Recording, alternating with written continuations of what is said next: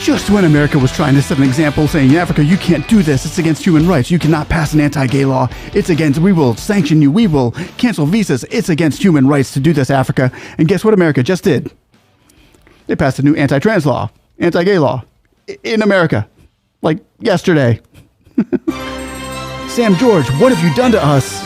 Just when America was trying to go out and tell Africa, you're not allowed to pass anti-trans laws, anti-gay laws, well, guess what just happened in America? The state of Kentucky just passed the strictest anti-gay law in America. I bet you don't see us canceling any of the senators of Kentucky or congressmen or women's licenses or visas or sanctioning Kentucky like they're doing with Africa. It's always rules for you, but not for us. It just gets old, doesn't it?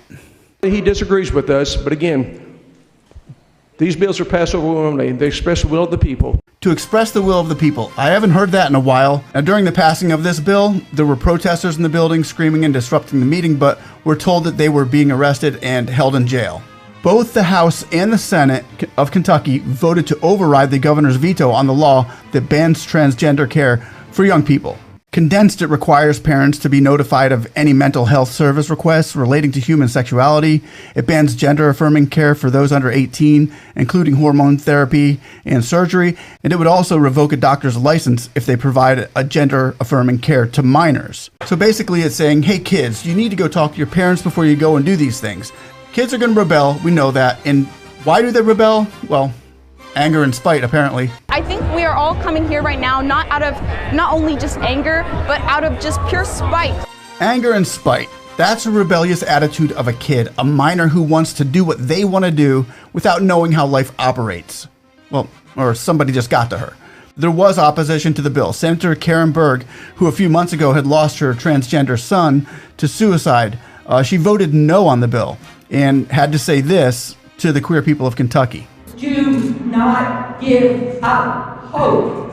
Do not hurt yourself, and God forbid you not go out and hurt somebody else over this. Now here's what Republican Max Wise had to say after supporting the bill and voting yes. Prayers of compassion and prayers of support to stand for parents and to stand for children, that we will protect them in the Commonwealth of Kentucky as we go forward to override the governor's veto.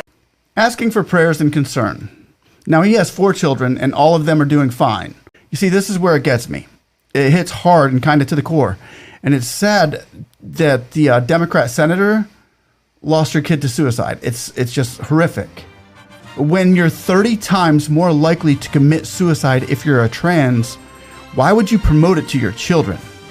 I just don't, I can't get that. I don't get it. It's not that hard to figure out, parents. If you want to reduce your children's risk of suicide, don't encourage this behavior. It's clearly a mentality that can be deadly, but they're not going to stop. I mean, the protesting, it's going to continue. We know that.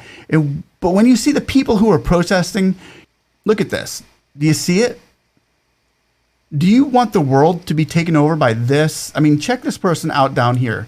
You see that if this isn't what you call a cult, then I don't know what it is. I mean, actually, I do know what that is. It's a dude. I don't know if he's with or just dressed like one of the Sisters of Perpetual Indulgence, which is an LGBTQ2S movement.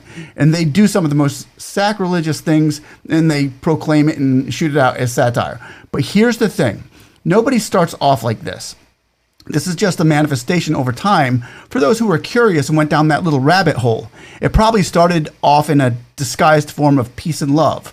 Find your inner self bedtime story, and now it's consumed them. You know, I don't know. But I do know this. This is America enacting an anti-LGBTQ law because of the problems the people see it's been having with some of the issues.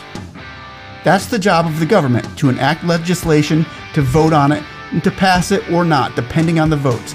But when Africa does it the same democratic way, Africa, all the way overseas, thousands of miles by plane or boat from America, the U.S. wants to punish them for doing the exact same thing. Look, some people can say, well, their laws are way too extreme.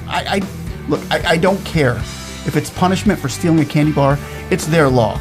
If the democratic system wants to give people 5 years for stealing a candy bar, I guarantee you that when they get out, they would think twice before taking their crimes to the next level and stealing a car or robbing a bank. Either way, it's their land, it's their law, and if America can do it their way, then they can't tell Africa or any other country that they're wrong for doing it their way. Thanks for watching. Let me know what you think about this. Have a blessed day.